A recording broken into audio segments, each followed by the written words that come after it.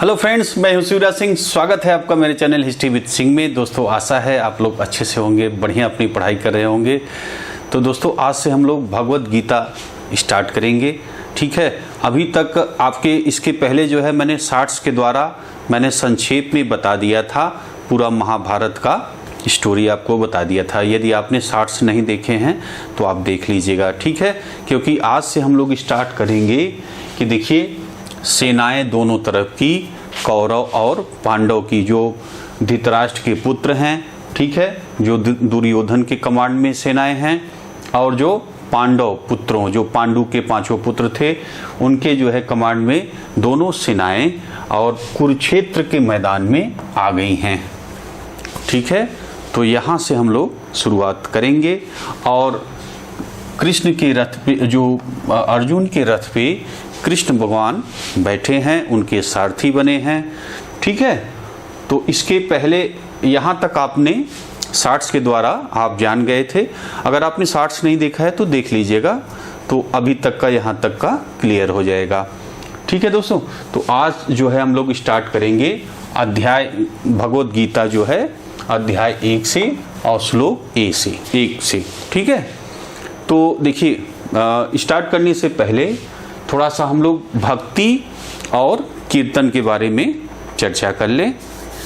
तो देखिए दोस्तों, जैसा कि आप जानते हैं, चैतन्य महाप्रभु, ठीक है, क्या आपको पता है कि कीर्तन कब स्टार्ट हुई थी? नहीं पता है?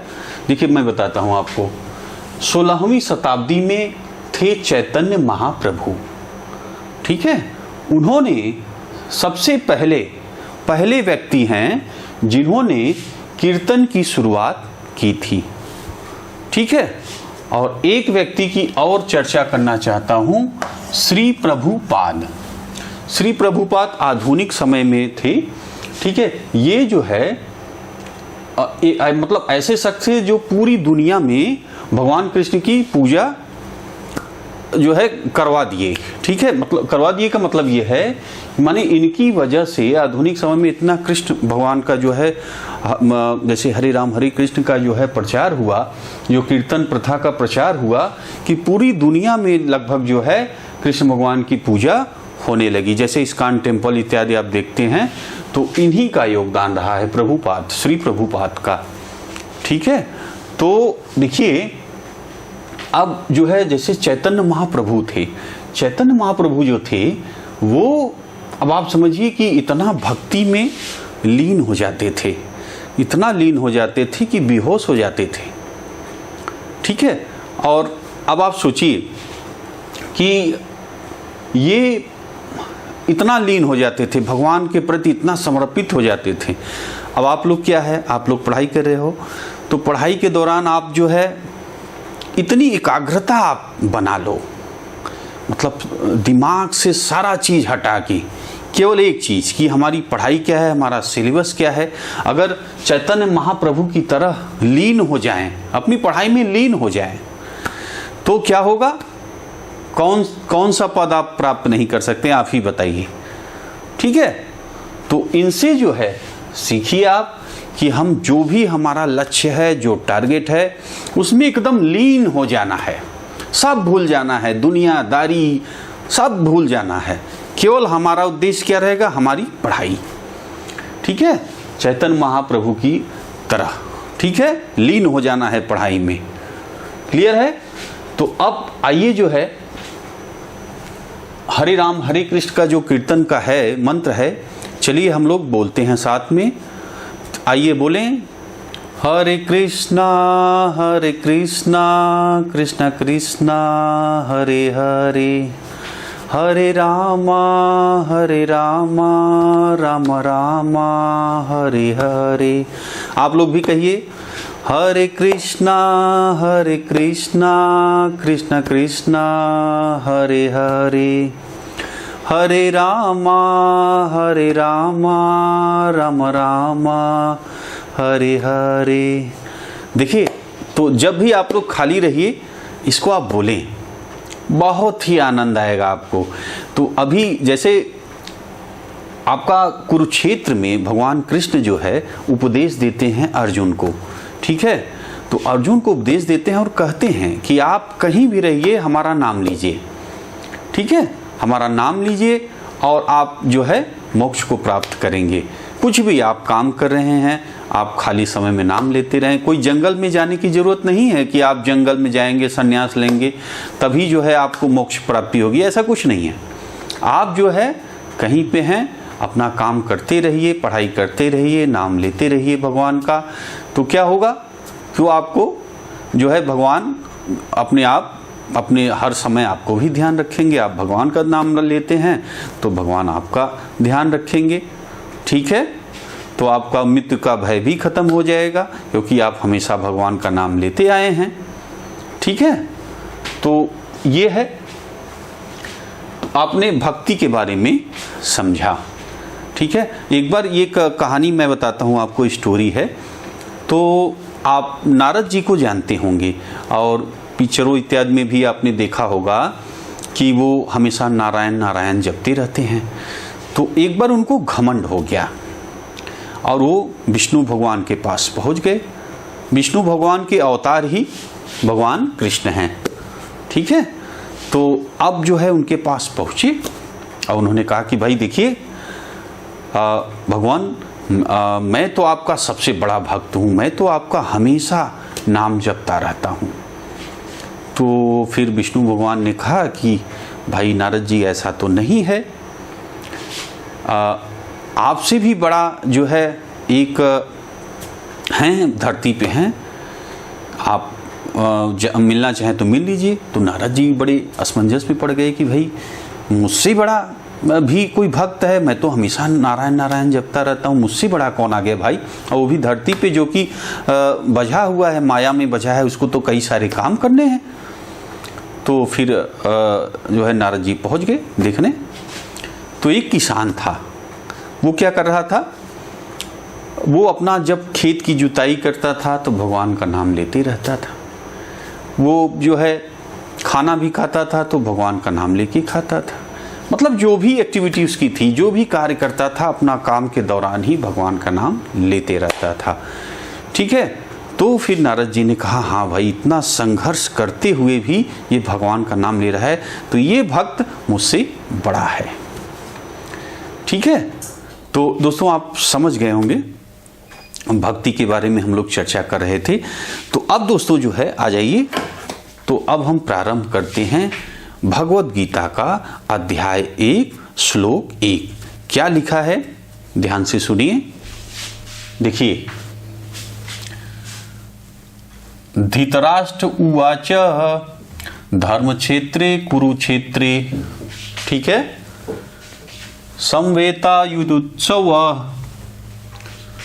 आगे देखें, मामकाः पांडवाश्चैव किम कुर्वत संजय, ठीक है।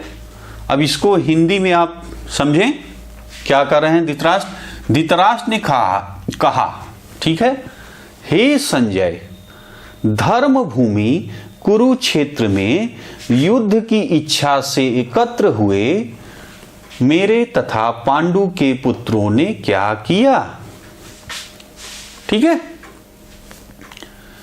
अच्छा, और हाँ, थोड़ा सा ये इस पे पहले देख लें, क्या कहा धृतराष्ट्र ने, हे संजय। संजय कौन है? संजय हैं व्यास ऋषि थे, उनके शिष्य थे, ठीक है।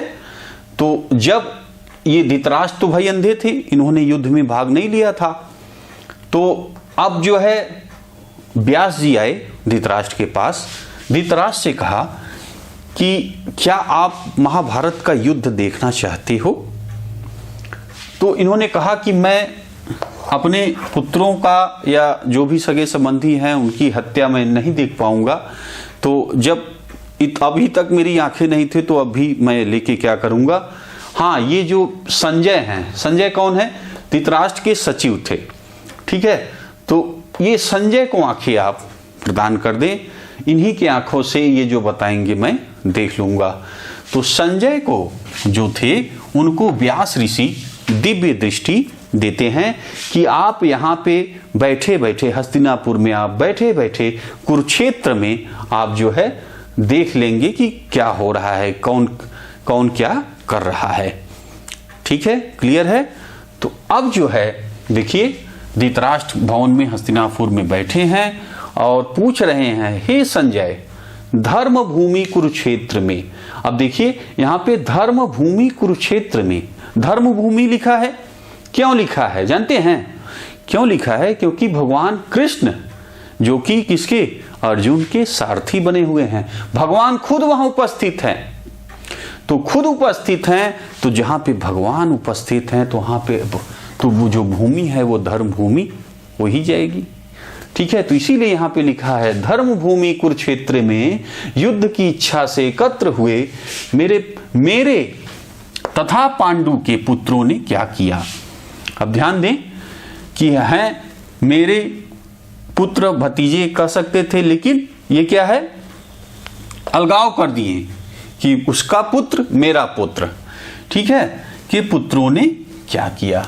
देखिए, क्या आप जो महाभारत का युद्ध है, ठीक है, किसको मानते हैं आप कारण? सबसे बड़ा कारण जो है किसको मानते हैं आप द्रौपदी को मानते हैं, आप शकुनी को मानते हैं, या आप धृतराष्ट्र को मानते हैं? कमेंट जरूर करिएगा।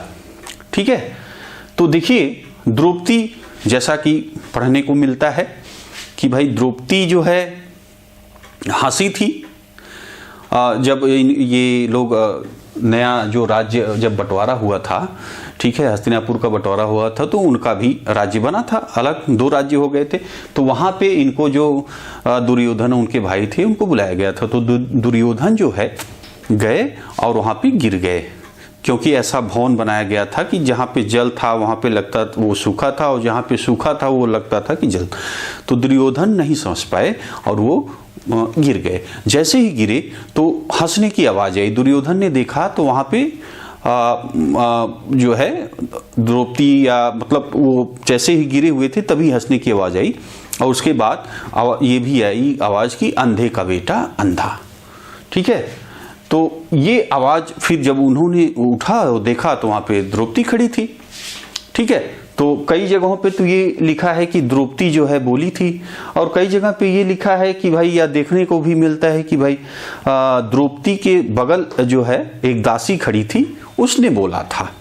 ठीक है, तो अब क्या सत्य है ये तो कंफर्म है नहीं, तो मान के चले कि एक द्रौपदी महाभारत का कारण बनती हैं, क्योंकि उन्होंने दुर्योधन के ऊपर हंसा और वो क्रोधवश ये सब सारी चीजें हुई, वस्त्रहरण हुआ, उसके बाद जो है पूरा युद्ध का माहौल बन गया। तो ये है, और दुर्योधन की लालच, तृष्णा भी जो है महाभारत का कारण बताया जाता है। और जो शकुनी है वो भी क्रुद्ध था, वो भी चाहता था कि ये खत्म हो जाए, क्योंकि मेरी जो है बहन का जो है अंधे राजा से विवाह कराया गया था। ठीक है, तो और उसके बाद आपका जो धृतराष्ट्र है, वो देखिए धृतराष्ट्र अगर चाहता, अब आप सोचिए धृतराष्ट्र अगर चाहता तो क्या महाभारत का युद्ध होता? ठीक है, द्रौपदी का है, दुर्योधन है, शकुनी है, ठीक है, लेकिन अब आप सोचिए कि क्या धृतराष्ट्र अगर चाहता, चाह ही लेता कि भाई देखो ठीक है बंटवारा हो गया और हम आपके राज्य में, आप राजा हैं और आपके सामने जो है आपके जो दरबार में किसी स्त्री का वस्त्र हरण हो रहा है, सोचिए, तो आप कुछ नहीं कर रहे हैं, आप मौन धारण किए हैं, आपके पास सारी शक्ति है, आप चाहें तो तुरंत जो है बंद कराइए, दंड दिलवाइए, आपकी बहुत ही, अगर आप चाहे होते तो तुरंत आप रोक देते। लेकिन धृतराष्ट्र को शुरू से ही, जब पांडु राजा बना था तो तब भी इसकी इच्छा थी कि मैं बड़ा भाई हूं, मैं ही राजा बनूं, लेकिन अंधा होने की वजह से उसको गद्दी नहीं मिली थी। तब से उसके मन में इच्छा थी कि मैं राजा बनूं। और उसके बाद फिर जब ये कार्यकारी राजा हुआ धृतराष्ट्र, फिर इसके दिमाग में चलने लगा कि भाई अगर मैं अभी पांडव राज्य पा जाएंगे और मेरे पुत्र राज्य नहीं पाएंगे, तो ये सब देखिए सारा जो है सब दिमाग की उपज किसकी है? धृतराष्ट्र की है। ठीक, लेकिन आपका क्या विचार है कमेंट में आप लोग बताइएगा। ठीक है, तो ये आप समझे। तो ये पहले श्लोक में पहला अध्याय के पहले श्लोक में धृतराष्ट्र ने कहा है, पूछ रहे हैं संजय से कि हे संजय, धर्मभूमि कुरुक्षेत्र में युद्ध की इच्छा से एकत्र हुए मेरे तथा पांडु के पुत्रों ने क्या किया। ठीक है, अब इसको क्यों ऐसा पूछ रहा है? देखिए, इसको भी जैसे जो ज्योतिष थे, युद्ध के पहले धृतराष्ट्र ने जो कुछ ज्योतिषियों को, जो भविष्य के वक्ता थे, जो भविष्य की जानकारी को बता सकते थे, उनको बुलाए। ठीक है, उनको बुलाए तो अब जो है पूछा कि भाई युद्ध कौन जीतेगा। तो जो ज्योतिष थे उन्होंने बताया कि भैया ऐसा है, देखो तुम्हारे सारे पुत्र मारे जाएंगे और पांडु के पुत्र जीवित रहेंगे पांचों। ऐसा जब कहा था, और दूसरी चीज इसकी शंका थी कि ये जो कुरुक्षेत्र की भूमि है, कुरुक्षेत्र की भूमि बहुत ही पवित्र भूमि मानी जाती है। ठीक है, तो वहां पे जब पवित्र भूमि है, पवित्र क्षेत्र है, तो भाई वहां पे भाई दुर्योधन तो अधर्म का ही काम कर रहा है। तो अब पवित्र भूमि है तो सीधा सीधा भाई अब पड़ला भारी है पांडु के पुत्रों का, पांडवों का। ठीक है, तो अब ये भी उसके मन में था। तीसरा चीज भाई ये भी था कि जो कृष्ण हैं, जो भगवान हैं, वो भी अर्जुन के सारथी बने हुए हैं। तो ये सब उसके मन में चल रहा था, लेकिन फिर भी सोच रहा था कि हो सकता है पासा पलट जाए। हमारे पास बहुत सारे महारथी हैं, भीष्म हैं जो कि भाई कभी मर ही नहीं सकते, द्रोणाचार्य हैं, एक एक से महारथी इनके खेमे में हैं। ठीक है, तो ये एक इसके मन में ये था कि भाई हो सकता है सब पलट जाए, पासा पलट जाए और मेरे पुत्र जीत जाएं। तो ये सब इसके दिमाग में था, तो इसीलिए जो है ये संजय से सवाल पूछता है। ठीक है, और संजय जो है वहाँ बैठे बैठे ये कुरुक्षेत्र, जैसा कि आशीर्वाद ऋषि व्यास ने दिया था कि वहाँ से बैठे बैठे कुरुक्षेत्र की भूमि का सारा नज़ारा देख सकते थे। ठीक है, तो अब देखिए जो कुरुक्षेत्र है, जहाँ पे दोनों सेनाएं एकत्र हुई हैं। ठीक है, दोनों सेनाएं एकत्र हुई हैं। ये कुरुक्षेत्र है कहाँ? ये कुरुक्षेत्र आपका है, देखिए ये हरियाणा में है। ठीक है, हरियाणा राज्य में है। यहीं पे आपका महाभारत का युद्ध लड़ा गया था। अच्छा, यहाँ पे आप देखेंगे कुरुक्षेत्र की मिट्टी लाल है। अब मिट्टी लाल यहाँ की कुरुक्षेत्र की क्यों है? यहाँ क्यों देखने को लाल मिट्टी मिलती है? आप जाओगे तो आप देखोगे कि वहाँ की मिट्टी लाल है, ऐसे पढ़ने को मिला है। अगर आप लोग हरियाणा साइड में हैं या आप गए हैं वहाँ पे, अगर आपने मिट्टी देखा है तो कमेंट जरूर करिएगा। ठीक है, ऐसा पढ़ने को मिला है कि जो कुरुक्षेत्र की मिट्टी है वो लाल है। तो अब मिट्टी लाल होने की स्टोरी क्या है, क्यों भाई वहाँ पे मिट्टी लाल है? तो इसका कारण मतलब पढ़ने को ऐसा मिलता है कि भाई वहाँ पे जो करोड़ों संख्या में मारे गए, जैसे कि आप देखिए महाभारत का युद्ध कितने दिन चला है? 18 दिन चला है। ठीक है, 18 दिन पूरा मार काट मचा हुआ था। इसमें करीब करोड़ों संख्या में लोग मरे। अगर आप मतलब मिला लीजिए, आपके जो कौरव पक्ष के थे, पांडव पक्ष के थे, दोनों सेनाओं को आप मिला लें तो ऐसा मतलब पढ़ने को मिलता है कि करीब करोड़ों की संख्या में लोग मारे गए। अब आप सोचिए, और काफ़ी संख्या में जो घोड़े थे, हाथी थे, वो भी मारे गए। तो भाई देखिए, अब भाई युद्ध चल रहा है तो घोड़े हाथी भी तो मरेंगे, क्योंकि तलवार भाले तमाम चीज़ें चल रही हैं। तो इस तरह इतनी ज़्यादा संख्या में लोग वहाँ पे मरे कि खून से वहाँ इतना खून, इतना भयानक युद्ध हुआ था, इतना ज़्यादा खून गिरा कि मिट्टी जो है वहाँ की लाल हो गई खून से। ठीक है, तो इसलिए लोग कहते हैं कि उस जो विनाशक युद्ध हुआ था उसकी वजह से यहाँ की मिट्टी लाल है। ठीक है, अगर आप वहाँ के होंगे तो कमेंट जरूर करिएगा, बताइएगा। ठीक है, तो अब देखिए यहाँ पे पहले श्लोक वो आपने देखा, भगवद गीता का पहला श्लोक आपने देखा। ठीक है, अब यहाँ पे देखिए लालच, जो धृतराष्ट्र का लालच है वो युद्ध कराता है। ठीक है, तो आप लोग लालच विद्यार्थी हैं तो लालच में नहीं पढ़ना है। जैसे कहाँ पे नहीं पढ़ना है, अब आप पढ़ने बैठे हैं तो मन कर रहा है थोड़ा सा सो जाएं, ठीक है, थोड़ी सी मोबाइल चला लें, थोड़ा सा जाएं ये कर लें, थोड़ा सा वो कर लें। ना, आपको धृतराष्ट्र नहीं बनना है, आपको टाइम सेट करके पूरी ताकत से पढ़ना है, ठीक है। अब देखिए धृतराष्ट्र का और भी कमी है, ये कभी निर्णय नहीं ले पाता था। उसका पुत्र दुर्योधन कह दिया कि भैया ये करो, तो अभी ये भी नहीं कह सकता था कि ये खराब है या ये भविष्य के लिए ठीक नहीं है, इससे साम्राज्य का विघटन होगा या नाश होगा। नहीं, वो दुर्योधन जैसा कहता जाए उसकी यहाँ मिलाता जाए। तो कभी निर्णय सही लिया ही नहीं। अगर सही निर्णय लिया होता तो क्या कभी द्रौपदी का वस्त्रहरण होता, क्या राज्य का विभाजन होता, क्या युद्ध की नौबत आती? अब आप सोचिए। तो ये कभी सही निर्णय लिया ही नहीं। तो आप लोग क्या करना है, इसकी तरह नहीं बनना है, आपको सही डिसीजन लेना है। जैसे पढ़ाई में ही आप देख लो, सबकी क्षमता अलग अलग होती है, ठीक है। कोई खेल में आगे है, कोई पढ़ने में आगे है। जैसे सचिन तेंदुलकर को ही देख लें आप कि पढ़ाई उनकी क्या है, लेकिन खेल में वो विश्व आज कौन नहीं जानता है। तो इस तरह दोस्तों कि चाहे आप पढ़ाई है, कौन सा क्षेत्र आप जाना चाहते हैं उस पर विचार करें और जो बड़े हैं उनका मार्गदर्शन प्राप्त करें, सही निर्णय लें, ठीक है, और अपनी क्षमताओं का आकलन करते हुए उस कार्य को करें, ठीक है। तो देखिए ये जो गीता है दोस्तों, एक एक श्लोक को मैं जो है पूरा आपको कंप्लीट गीता कराऊंगा और मुझे आशा है कि बहुत चीज़ें आपको सीखने को मिलेंगी। और ये जो गीता है ना, ज्ञान का भंडार है। आप इसको पढ़िए और अपने हिसाब से आप सोचेंगे, आपको बहुत चीज़ें मिलेंगी। ये गीता को किसी ने लिखा नहीं है, खुद भगवान कृष्ण ने कहा है अर्जुन को। तो अर्जुन को कहा है, खुद गीता जो है भगवान कृष्ण के द्वारा सीधा उन्होंने बोला है।